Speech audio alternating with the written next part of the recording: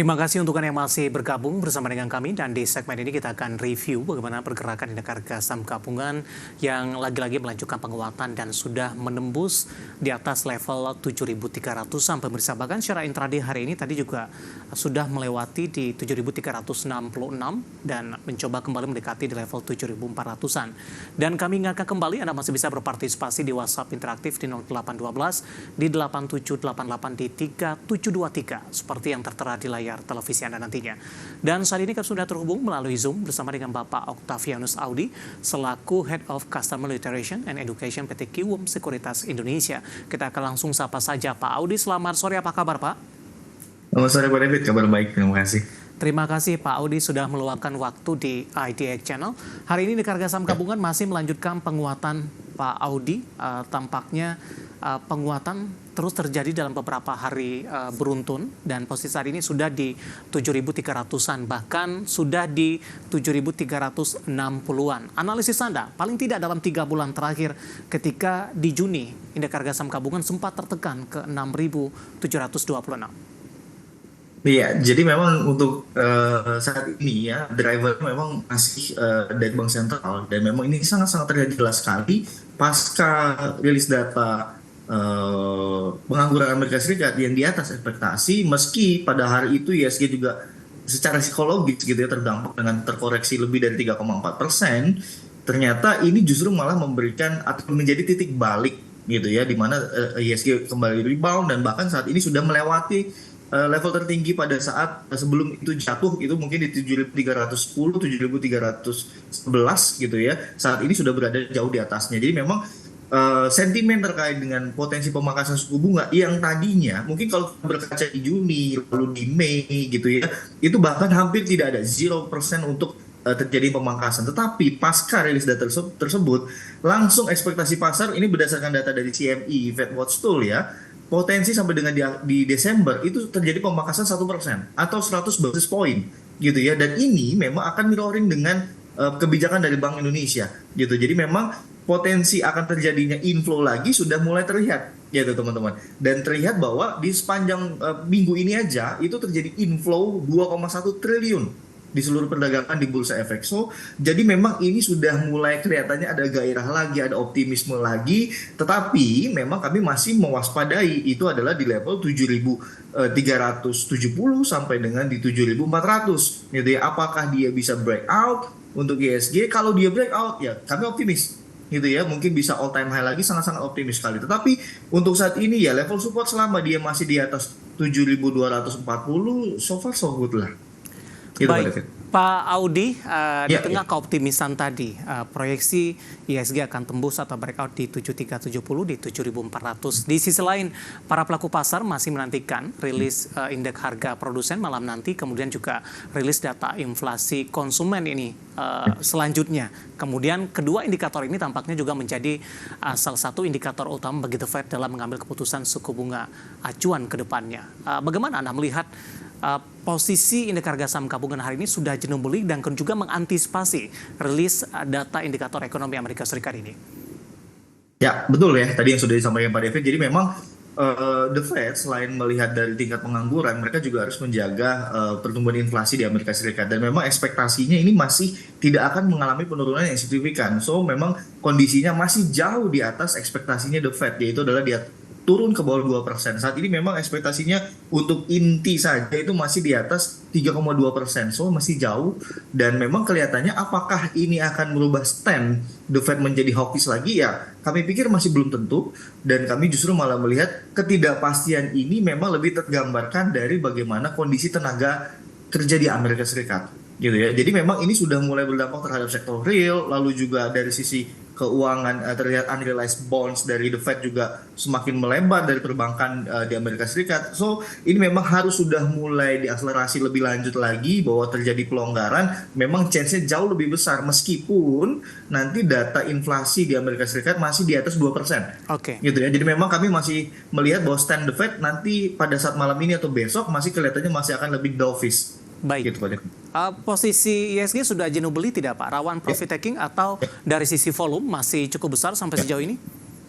Ya, kami lihat memang masih cukup jauh ya untuk dikatakan sampai dengan jenuh beli. Ini kita menggunakan indikator relative strength index memang masih berada di level 59 gitu ya, masih jauh dari kata overbought. Jadi memang kami melihat masih ada ruang, tetapi sekali lagi jadi memang pasar ini masih dinamis. Ya, kita juga masih melihat bahwa di Timur Tengah konfliknya masih potensi berkelanjutan, ditambah Ya. jika Iran melakukan serangan balik. Dan ini juga yang membuat harga minyak dalam sepekan terakhir itu naik 8% gitu. Jadi memang saat ini pasar juga masih ya mungkin secara makroekonomi so far so good ya untuk Indonesia, tambah lagi juga inflow, ditambah lagi adanya potensi pelonggaran kebijakan moneter. Tapi di sisi lain pasar juga masih menantikan faktor geopolitik, lalu Ya. juga nanti kita juga masih menantikan transisi pemerintahan baru. So memang ini masih butuh konfirmasi gitu Baik. Pak Devi. Jadi memang kami masih melihat 7.400 apakah bisa di break dulu nggak nih untuk ISG dalam waktu dekat. Jika memang iya, maka potensi di all time high masih terbuka kembali. Oke, di tengah penguatan indeks harga saham gabungan, kita tidak melihat dari sisi sektornya ini, Pak Audi, lebih Yes. kepada sisi sahamnya. Ya. Karena BUMN Karya hari ini Yes. konstruksi mengalami Ya. penguatan yang cukup signifikan. Yang Yes. kebetulan juga menjadi topik pilihan kita hari ini. Dari sisi sentimen sih sebenarnya hanya Wika yang masuk ke dalam indeks MSCI Small Cap. Sementara dari sisi kinerja masih belum pulih, meskipun ada sedikit pergerakan ke arah perbaikan ini di semua emiten BUMN konstruksi. Bagaimana analisis Anda penguatan yang terjadi di sepanjang perdagangan hari ini, bahkan Wika mengalami auto reject atas di 24,30%. Iya, jadi memang kalau kita bicaranya secara faktor gitu, memang salah satunya adalah ya Wika berhasil masuk ke MSCI, tetapi memang secara fundamental itu sendiri masih belum mencatatkan kinerja yang jauh diharapkan gitu ya. Tetapi memang ini kami masih melihat hanya faktor psikologis dan biasanya ini memang momentumnya mungkin momentum pemilu gitu ya pada saat transisi pemerintahan atau ya kalau kita berkaca 2014, 2019 pada saat dilantiknya waktu itu Presiden Jokowi itu memang infrastruktur ini selalu ngebut gitu dan memang narasinya untuk tahun ini adalah presiden terpilih yang baru memang masih akan berkelanjutan untuk infrastruktur. Tetapi memang kami masih harus mengkaji lebih jauh lagi bagaimana terkait dengan proyek nasional, lalu juga bagaimana nanti keberlanjutan IKN dan seterusnya. Memang kami masih perlu elaborasi lebih jauh. Tetapi untuk saat ini memang kami melihat hanya faktor salah satunya adalah faktor psikologis dari masuknya Wika ke MSCI dan ini membuat serempak gitu ya dari emiten-emiten infrastruktur. Tapi untuk teman-teman atau sobat investor kami hanya menyarankan untuk investasi jangka pendek dulu. Ya. Untuk saat ini memang ya ini lebih disarankan hanya untuk trading buy dulu gitu ya. Oke, langsung saja kita ke Wika, Pak Audi. Auto reject atas di 24,30%, 266. Arahnya akan kemana? Iya, hari ini volumenya spike menarik sekali, hampir lebih dari 2 kali lipat dari average-nya. So memang dorongan hari ini sangat-sangat dibutuhkan gitu ya. Plus juga hari ini pertama kalinya lagi Wika naik ke atas moving average 200 hari. Ya. Jadi chance-nya untuk Wika kembali menguat kami lihat masih ada gitu ya. Memang tapi perlu bertahap gitu ya. Target pertamanya adalah di 314. Once dia sudah sentuh atau dia bisa breakout, maka next-nya adalah bisa sampai dengan 350. Jadi step by step gitu ya. Tetapi untuk level yang mesti dijaga untuk besok hari, selama dia masih stay di atas 240, saya pikir masih akan ada chance dia untuk bisa sampai target. Baik, penutupan hari ini di 266, auto reject atas di 24,30%. Kita beralih ke PTPP, Pak. Ya. Oke. PTPP juga sama, hari ini volumenya sangat besar sekali, tetapi memang kalau kita lihat secara tren historical gitu ya, memang beberapa kali PTPP ini sempat ada spike juga, itu mungkin di 15 Februari kalau teman-teman investor ingat, dan sebenarnya ini masih berbeda dibandingkan dengan Wika. Kami masih butuh konfirmasi lebih lanjut untuk PTPP. Untuk target masih ada change, dia masih bisa menguat, tetapi ruangnya lebih sempit dibandingkan dengan Wika. Targetnya adalah di 540. Untuk target berikutnya adalah sampai dengan di 600, jadi step by step juga. Dan untuk level support, at least dia masih di atas 430, masih boleh di-keep dulu kok untuk PTPP. Baik, next kita beralih ke Adi, Pak. Oke. Ya, Adi kurang lebih sama persis seperti PTPP gitu ya. Kami masih butuh konfirmasi lebih lanjut walaupun hari ini volume transaksi juga sangat besar gitu ya dibandingkan dengan average-nya. Untuk targetnya jauh lebih sempit lagi untuk Adi. Kami ekspektasinya sampai dengan di 350 resisten pertamanya dan next resistennya jika memang break 350 bisa sampai dengan di 386 gitu ya. Dan untuk level support yang mesti dijaga untuk ADI adalah di level 280. Baik. Sebelum kita update penutupan indeks harga saham gabungan di sesi kedua, saya ke WhatsApp interaktif terlebih dahulu. Kebetulan sudah masuk, ada Tika yang ada di Medan. Terima kasih juga sudah bergabung bersama dengan kami. Menanyakan weton ini Pak, hari ini juga naik tinggi di 27,38%. Bisa masuk di harga berapa? Rawan profit taking tidak untuk weton? Ya, jadi memang kalau untuk yang lainnya ya, sekali lagi memang kami melihat ini lebih karena faktor psikologis Wika yang masuk ke MSCI small cap, tetapi memang untuk secara tren sendiri kami masih sangat mewaspadai sekali akan terjadinya profit taking, khusus untuk weton sudah masuk area jenuh beli. So memang jika ada potensi penguatan mungkin terbatas sekali hanya sampai dengan 126 gitu ya resisten pertamanya, dan untuk level supportnya mungkin dibatasi di level 96-97 untuk masuk saat ini spekulatif aja, small allocation, jadi manfaatkan untuk trading jangka pendek. Oke, jawaban untuk Ibu Tika di Medan, kenaikan signifikan, faktor fisiologis, dan tadi juga disampaikan profil risikonya untuk weton, dan lagi-lagi kebutuhan investasi tetap ada di tangan para pemirsa ITX Channel. Pak Audi, menarik, kita hold terlebih dahulu Pak, saya akan coba sampaikan updatean penutupan perdagangan di sesi kedua hari ini, dan juga beberapa informasi grafis yang berhasil dihimpun oleh tim redaksi kami.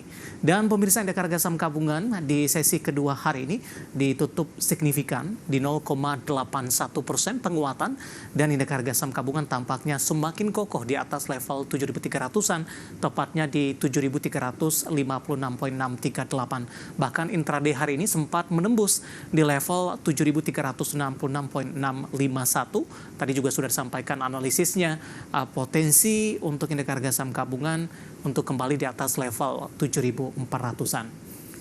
Baik, langsung saja kita ke grafis yang pertama. Kita akan coba lihat bagaimana posisi penutupan beberapa indeks lainnya di sesi kedua di perdagangan hari ini.